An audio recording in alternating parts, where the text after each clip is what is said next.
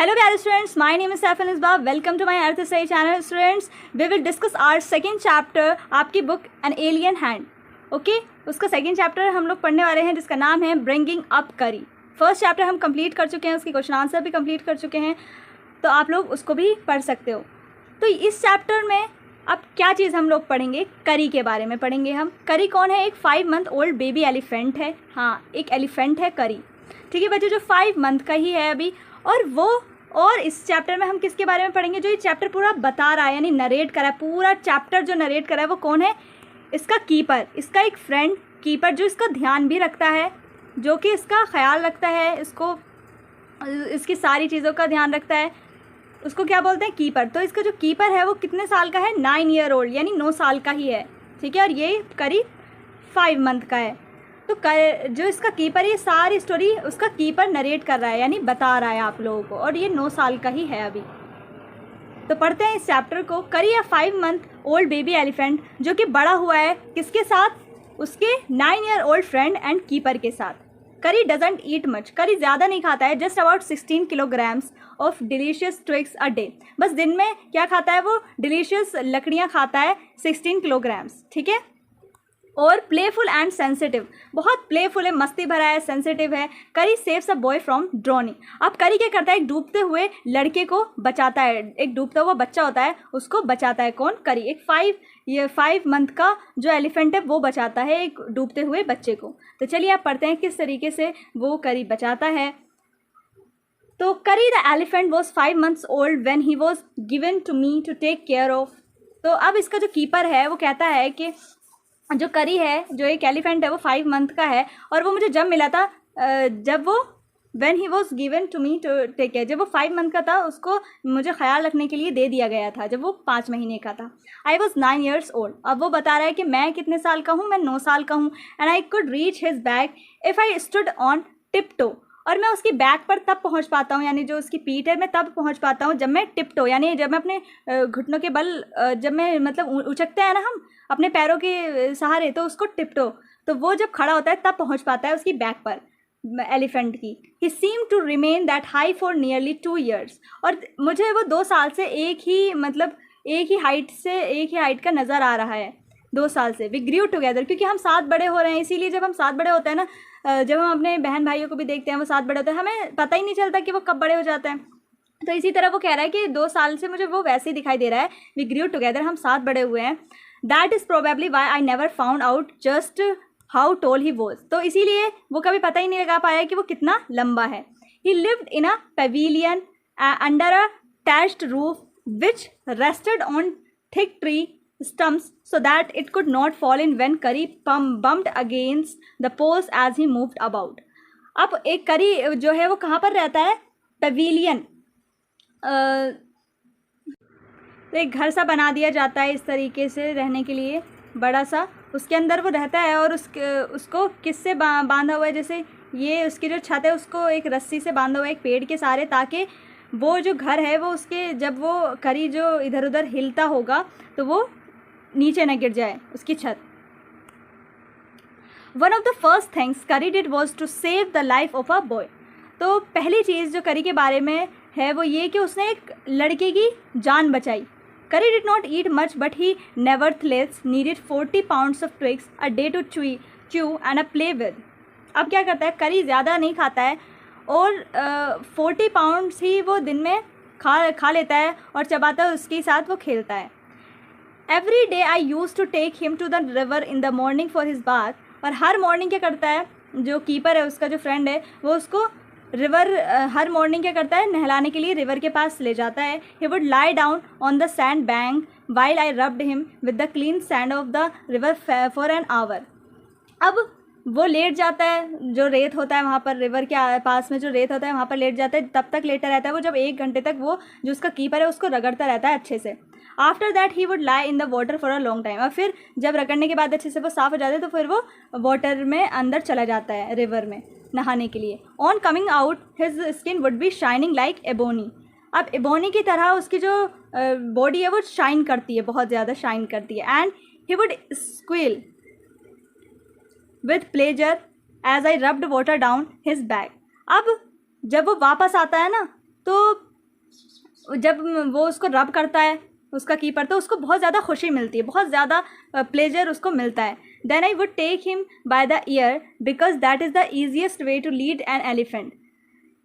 अब जब वो उसके कान को पकड़ता है, because that is the easiest way to lead an elephant. जब एलिफेंट को रास्ता देना हो ना, उसकी पीठ पर बैठकर अगर उसे रास्ता देना हो कि तुम्हें यहाँ मुड़ना है, तो उसके कान को पकड़ के रास्ता दिया जाता है. ये सबसे ईजिएस्ट वे होता है एलिफेंट को लीड करने का, उनके कानों को पकड़ के लीड किया जाता है.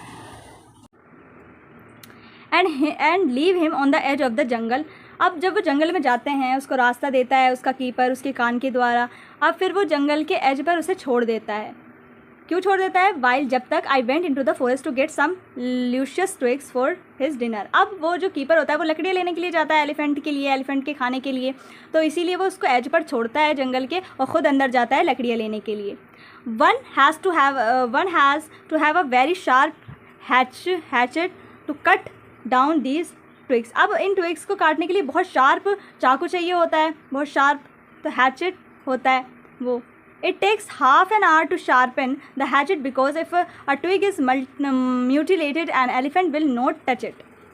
अब क्या, हाफ एन आवर तक तो उसको जो चाकू होता है उसको धार देने में ही इतना वक्त लग जाता है, बिकॉज अगर धार ज़रा सी भी कम रह गई तो लकड़ियाँ अच्छे से नहीं कटेंगी, तो फिर एलिफेंट उनको नहीं खाएगा.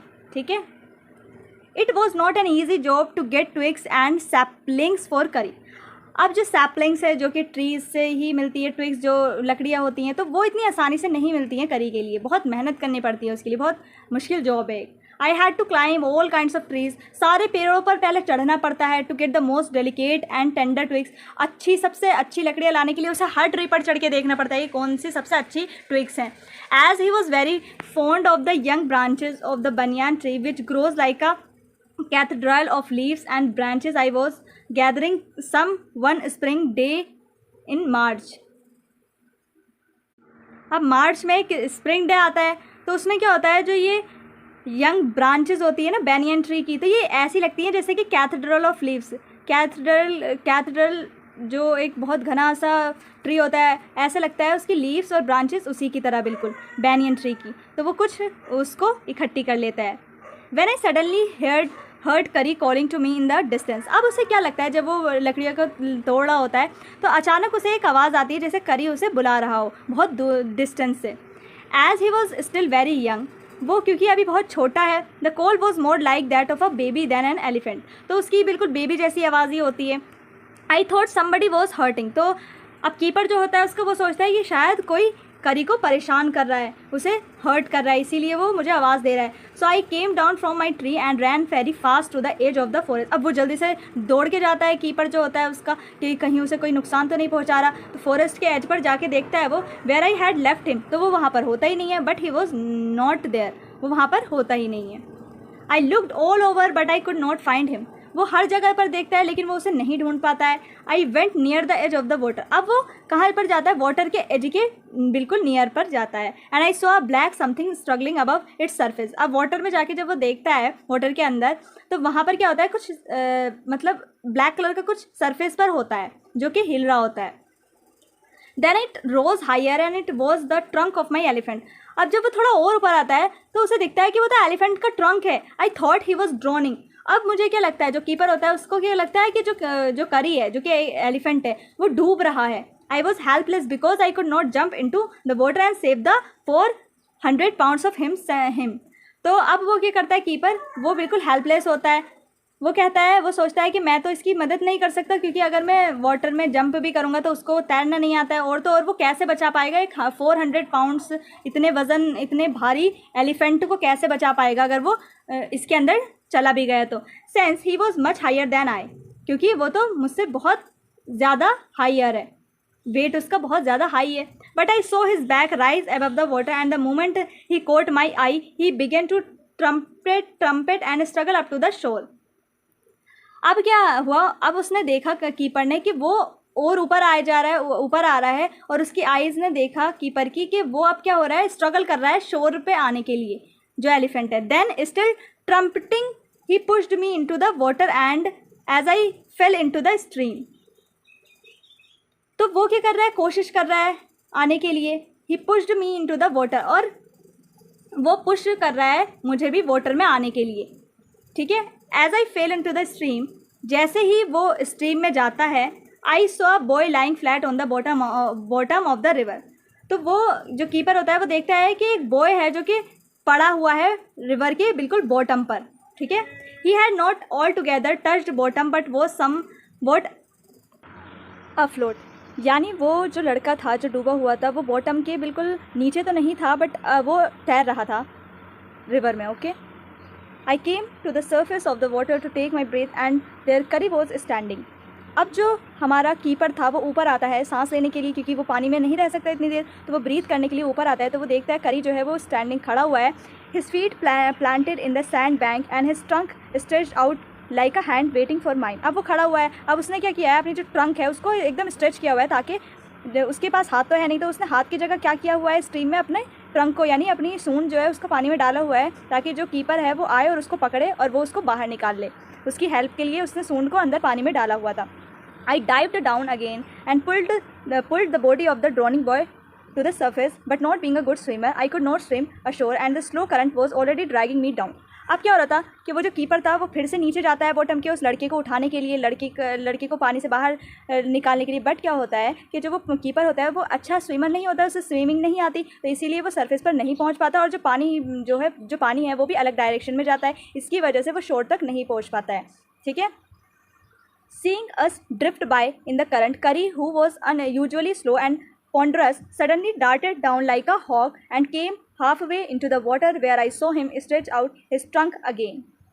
अब क्या था कि हाथी जो है, जो ये हमारा करी है, वो यूजुअली क्या है, बहुत बहुत सुस्त है और जल्दी नहीं चलता, बहुत धीरे धीरे चलता है। लेकिन आज जब उसने देखा कि मेरा जो कीपर है वो नहीं आ पा रहा है शोर तक, तो एकदम से वो एक चील की तरह, एकदम से एक हॉक की तरह, चील की तरह पानी में दौड़ता हुआ जाता है, एकदम सडनली दौड़ता हुआ जाता है और आधे पानी में पहुंच जाता है। बट क्या होता है, but I raise up my hand to catch it and it slip. अब वो कीपर जो होता है उसकी सूंड को पकड़ने वाला होता है, बट उसका हाथ फिसल जाता है।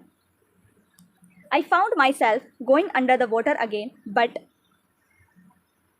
this time I found that the water was not very deep, so I sank to the bottom of the river and doubled my feet under me and then suddenly kicked the river bed and so shot upwards like an arrow in spite of the fact that I was holding the drowning boy with my hand. अब क्या होता है कि जब वो देखता है कि वो फिर से डूब रहा है पानी में, वो अपने आप को फिर से डूबता हुआ पाता है, वो नीचे चला जाता है। लेकिन जब वो देखता है कि पानी इतना ज़्यादा गहरा नहीं है, तो वो सोचता है कि जब मैं नीचे जाऊँगा तो एकदम छलांग लगा दूंगा। तो फिर वो वैसे ही करता है, जैसे ही वो बॉटम पर पहुँचता है एकदम छलांग लगा देता है ऊपर, और उसको जो बॉय होता है उसको पकड़ के और ऊपर आ जाता है, ठीक है। और जब वो ऊपर आता है, as my body rose above the water I felt a lasso around my neck. अब जब वो ऊपर आता है उस बॉय को लेकर, तो उसको ऐसा लगता है जैसे उसकी गर्दन के आसपास कुछ है, जैसे रस्सी सा कुछ है, लैसो यानी रस्सी इस तरह की जो जिससे कोई चीज़ पकड़ते हैं। तो फिर उसे लगा कि मेरे गर्दन के आसपास कोई रस्सी है।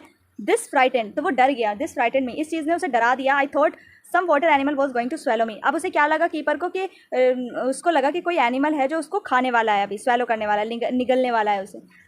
आई heard Kari squealing and I knew it was his trunk about my neck, he pulled us both ashore. अब क्या हुआ, उसने जब देखा तो जो वो उसके गर्दन पर जो लपटा हुआ था ना, तो वो क्या चीज़ थी, वो था ट्रंक, यानी हाथी की सूंड जो है उसके गले में लिपटी हुई थी। जब करी ने आवाज़ दी और फिर उन दोनों को पानी से बाहर निकाला और अशोर तक ले गया, ठीक है। तो बच्चों, हमने देखा कि किस तरह से एक 5 मंथ ओल्ड करी ने एक बच्चे की जान बचाई, ओके। अब हम इसके बारे में एक नेक्स्ट चीज़ पढ़ने वाले हैं जो कि बहुत बहुत बहुत इंटरेस्टिंग है और हमें बहुत मज़ा आने वाला है करी के बारे में पढ़कर। Curry becomes fond of ripe bananas. He believes in self-help, much to the discomfort of his friend. With quiet dignity, Curry accepts the chiding he knows he deserves. अब क्या होता है, करी को जो है ना बनानास बहुत अच्छे लगने लगते हैं, और क्या होता है, उसका जो दोस्त होता है, उस कीपर जो होता है उसका, वो उससे बहुत परेशान हो जाता है। और उसने एक ऐसी चीज़ की होती है जो कि उसकी जो सेल्फ़ रिस्पेक्ट होती है वो गिर जाती है, और वो अपनी गलती को एक्सेप्ट भी करता है। तो वो क्या गलती करता है करी, तो चलिए जानते हैं और पढ़ते हैं। बहुत ही इंटरेस्टिंग सी स्टोरी है ये करी के बारे में। Kari was like a baby, he had to be train to be good and if you did not tell him when he was naughty he was up to more mischief than ever. अब क्या होता है, करी एक बच्चे की तरह है। बच्चा कैसा होता है, अगर उसको हम सिखाते हैं कि बच्चा ये अच्छी चीज़ है, ये गलत चीज़ है, तो वो फिर उसी तरीके से सीखता है। अब अगर हम करी को अच्छी चीज़ नहीं बताएंगे तो क्या होगा, वो और ज़्यादा नोटी हो जाएगा, और ज़्यादा मिस्चीफ हरकतें करेगा। तो एक बार की बात हमें बताई जाती है। For instance, one day somebody gave him some bananas to eat. अब एक दिन क्या होता है, उसको किसी ने जो है बनानास खाने के लिए दे दिए होते हैं थोड़े से। Very soon he developed a great love for ripe bananas. अब पके हुए आम के लिए उसके अंदर बहुत जल्दी डेवलप हो जाती है, उसके लिए प्यार डेवलप हो जाता है बनानास के लिए, बहुत पसंद आने लगते हैं उसको bananas. We used to keep large plates of fruit on a table near a window in the dining room. One day, all the bananas on that table disappeared, and my family blamed the servants for eating all the fruits in the house. अब क्या होता है, जो इसका keeper होता है करी का, उसके घर में क्या होता है, एक डाइनिंग रूम होता है, उसके अंदर एक टेबल रखी होती है जहाँ पर बहुत सारे फ्रूट्स रखे होते हैं। तो वो एक दिन क्या होता है, वो गायब हो जाते हैं, वो सारे के सारे फ्रूट्स जो हैं वो गायब हो जाते हैं। वो जो बनानास होते हैं वहाँ पर रखे हुए सारे गायब हो जाते हैं। और उसकी फैमिली जो होती है, कीपर की जो फैमिली होती है, वो किस पर ब्लेम करती है, सर्वेंट्स पर। उनके घर में जो सर्वेंट्स होते हैं वो कहते हैं उनकी फैमिली वाले कि सर्वेंट्स ने सारे फ्रूट्स खाए हैं। A few days later the fruit disappeared again. अब क्या होता है, अगले दिन फिर से जो है वो उन जो फ्रूट्स होते हैं फिर से गायब हो जाते हैं। This time the blame was put on me. अब इस टाइम क्या होता है, जो ब्लेम होता है वो कीपर पर चला जाता है, यानी बेचारे कीपर पर उसके पेरेंट्स ब्लेम करने लगते हैं कि इस बार तुमने खाए हैं सारे fruits. And I new I had not done it. अब उसको तो पता था कि उसने तो फ्रूट नहीं खाए हैं। It made me very angry with my parents and the servants. अब वो बहुत गुस्सा हो जाता है सर्वेंट्स और अपने पेरेंट्स पर, क्योंकि उसे लगता है कि सारे फ्रूट्स तो सर्वेंट्स ने खाए हैं और ब्लेम मुझ पर आ रहा है। For I was sure they had taken all the fruits. और उसको पता था सारे फ्रूट्स तो सर्वेंट्स ने खाए हैं और ब्लेम मेरे पेरेंट्स मुझ पर लगा रहे हैं। The next time the fruits disappeared I found a banana all smashed up in curries Pavilion. अब नेक्स्ट डे क्या होता है, फिर फ्रूट्स गायब हो जाता है। इस बार उसे क्या दिखता है, एक बनाना स्मैश, मतलब बिल्कुल कुचला हुआ होता है करी के पेविलियन में। करी जहाँ पर रहता है ना, उसके पेविलियन में एक बनाना पड़ा होता है जो कि बहुत स्मैश हुआ होता है। This surprise me very much. और वो बहुत चौंक से जाता है कि ये बनाना इसके घर पर इसके करी के पेविलियन में क्यों पड़ा है। For I had never seen fruit there and as you know he had always lived on twigs. अब उसको तो पता था कि जो करी है वो तो हमेशा ट्विग्स खाता है, वो तो फ्रूट्स नहीं खाता। नेक्स्ट डे क्या होता है, while I was sitting in the dining room wondering whether I should take some fruits from the table without my parents' permission, a long black thing very much like a snake suddenly came through the window and disappeared with all the bananas. अब क्या होता है, वो बैठा हुआ होता है एक दिन अपने डाइनिंग रूम में, बैठा हुआ होता है कीपर। अब वो सोच रहा होता है कि मैं अपने पेरेंट्स की परमिशन के बिना जो है फ्रूट्स नहीं खा सकता। उसका मन भी कर रहा था खाने के लिए, लेकिन उसने सोचा कि मैं अपने पेरेंट्स की परमिशन के बिना नहीं खाऊंगा। फिर क्या होता है, अचानक खिड़की में से एक ब्लैक चीज़ आती है जो कि बिल्कुल स्नेक की तरह होती है, और सारे फ्रूट्स गायब हो जाते हैं। और वो सारे फ्रूट्स गायब करके ले जाता है वो स्नेक जो होता है। स्नेक खिड़की में से आता है इस तरीके से और सारे फ्रूट्स को ले जाता है। I was very much frightened because I had never seen snakes eat bananas. तो वो बहुत ज़्यादा डर जाता है। वो सोचता है कि मैंने तो कभी भी स्नेक्स को बनानास खाते हुए नहीं देखा। I thought it must be a terrible snake that would sneak in a take fruit. उसने सोचा कि कितना ख़तरनाक सा स्नेक है जो मतलब छुपके और सारे फ्रूट्स ले गया। I crept out of the room and with great fear in my heart ran out of the house. अब वो दबे पाँव क्या होता है, अपने रूम से एकदम चला जाता है और भाग कर बाहर चला जाता है, क्योंकि उसे डर लगता है कि ये स्नेक क्या करेगा। Feeling sure that the snake would come back into the house, eat all the fruits and kill all of us. उसको लग रहा था कि वो स्नेक कहीं अंदर आकर सबको मार ना दे, इसीलिए वो क्या हो जाता है, बाहर की तरफ भाग जाता है। एज आई वेंट आउट, जैसे ही वो बाहर जाता है, जो कीपर होता है वो क्या देखता है, I saw Kari's bag disappearing in the direction of the pavilion. अब वो करी जो होता है वो अपने पेविलियन की तरफ जा रहा होता है। तो and I was so frightened. अब जो कीपर होता है वो भी बहुत ज़्यादा डरा हुआ होता है। तो वो क्या सोचता है, that I wanted his company to cheer me up. वो सोचता है मैं जल्दी से भाग के करी के पास चला जाता हूँ ताकि मुझे ज़्यादा डर ना लगे। तो वो जब जाता है करी के पास, I ran after him in to the pavilion and I found him there eating bananas. अब जैसे ही वो जाता है अंदर, वो देखता है, क्या देखता है वो, कि ये साहब तो क्या कर रहे हैं, बनाना खा रहे हैं। I stood still in astonishment. और मैं तो भाई बहुत चौंक गया ये देखकर। जो कीपर होता है वो क्या कहता है, बहुत ज़्यादा चौंक जाता है वो ये देखकर। The bananas were lying strewn all around him. सारे जो बनाना होते हैं वो इधर उधर बिखरे पड़े होते हैं। He stretched out his trunk and reached for one far away from where he was standing. अब वो तो आराम से एक जगह बैठकर क्या कर रहा है, बनाना खा रहा है, और अपनी ट्रंक से जो सबसे दूर पड़ा बनाना है उसको अपनी ट्रंक से उठा के और खा ले रहा है। That instant the trunk looked like a black snake. अब उसे याद आता है कि जो वो उसे स्नेक लग रहा था पहले खिड़की में जो आ रहा था, वो स्नेक नहीं था बल्कि वो क्या थी, ये करी की ट्रंक थी, यानी सूंड थी इसकी। Trunk look like a black snake. I realize that Kari was the thief. और उसे रियलाइज़ होता है कि वो चोर कौन है, वो करी है। I went to him. अब वो उसके पास जाता है, pulled him out by the ear and joyously showed my parents that it was curry and not I that had eaten all the fruits these many weeks। अब वो कान पकड़ता है, उसके पास जाता है और उसके कान पकड़कर अपने पेरेंट्स के पास ले जाता है और अपने पेरेंट्स से कहता है कि इतने वीक से जो फ्रूट्स खा रहा था ना, वो मैं नहीं था बल्कि ये करी था।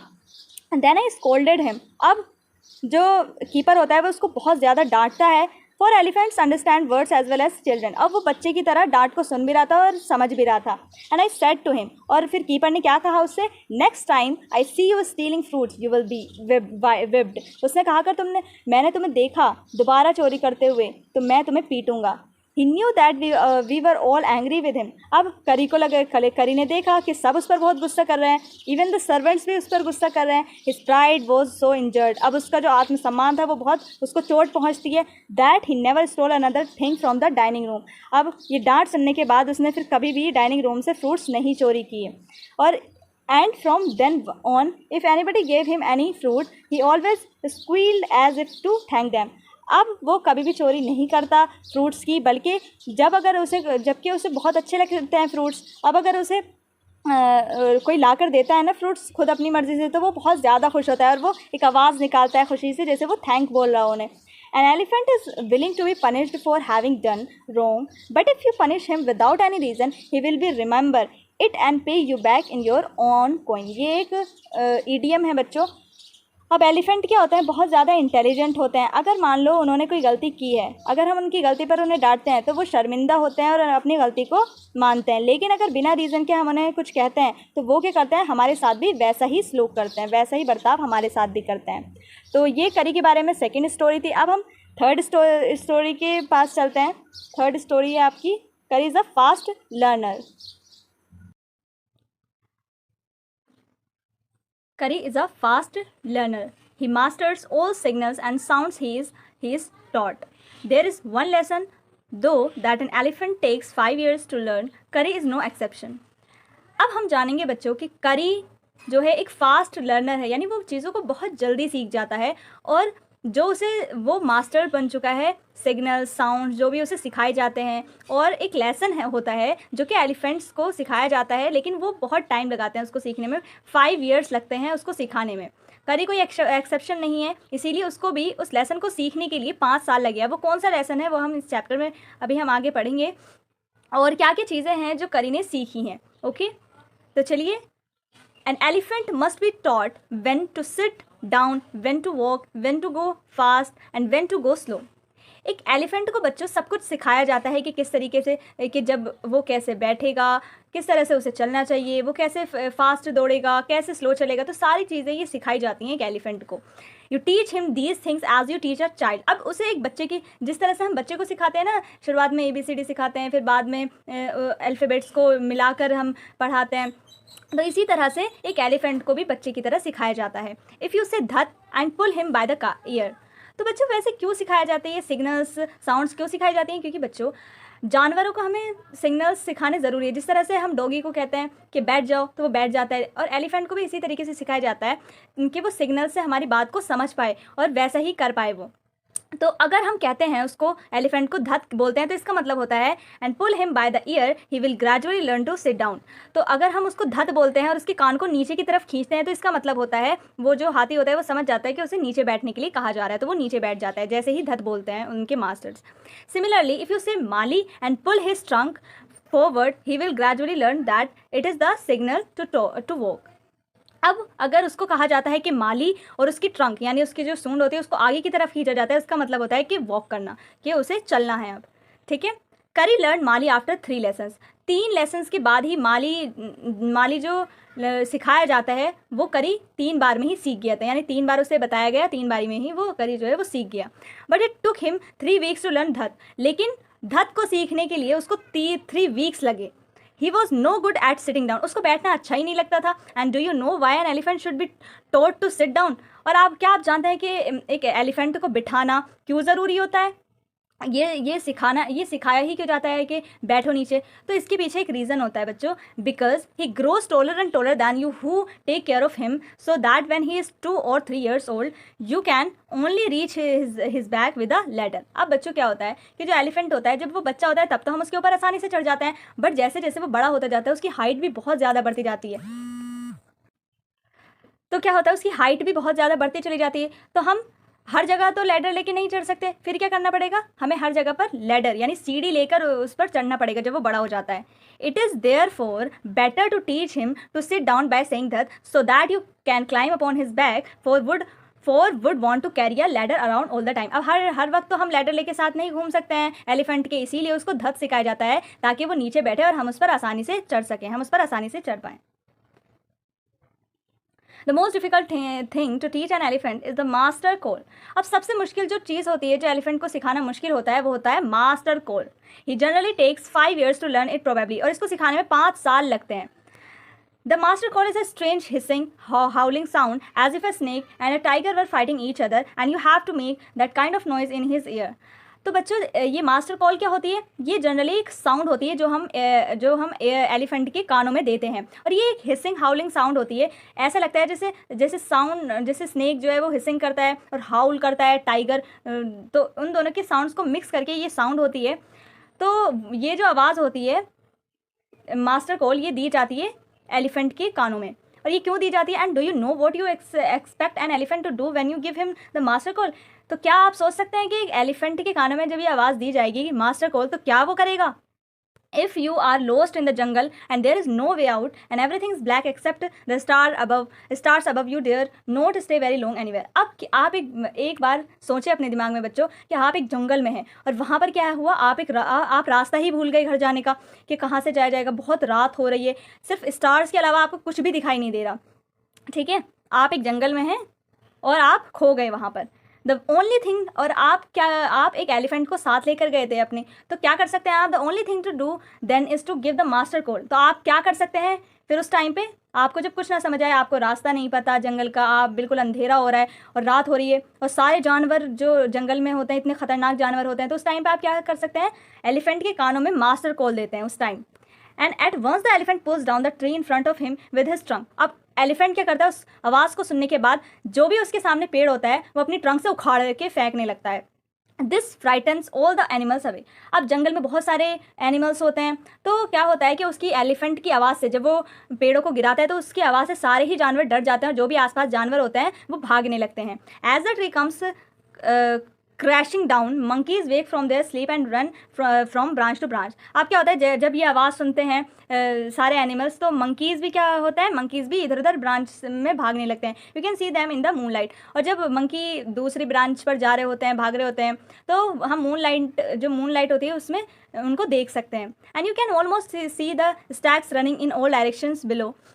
और सारे जानवर इधर उधर भाग रहे होते हैं, और जो डियर होते हैं ना, मेल डियर होते हैं, वो भी भाग रहे होते हैं, क्योंकि एलिफेंट की जो आवाज़ होती है, एलिफेंट को जब गुस्सा आता है ना, तो सब जानवर डर जाते हैं। You can hear the growl of the tiger in the distance. और अगर वहाँ पर कोई टाइगर होगा उसकी भी हमें आवाज़ आ जाएगी, क्योंकि वो ग्राउल करेगा जब एलिफेंट ही आवाज़ करेगा। तो एलिफेंट के गुस्से से क्या होता है, इवन ही इज़ फ्राइटेंड।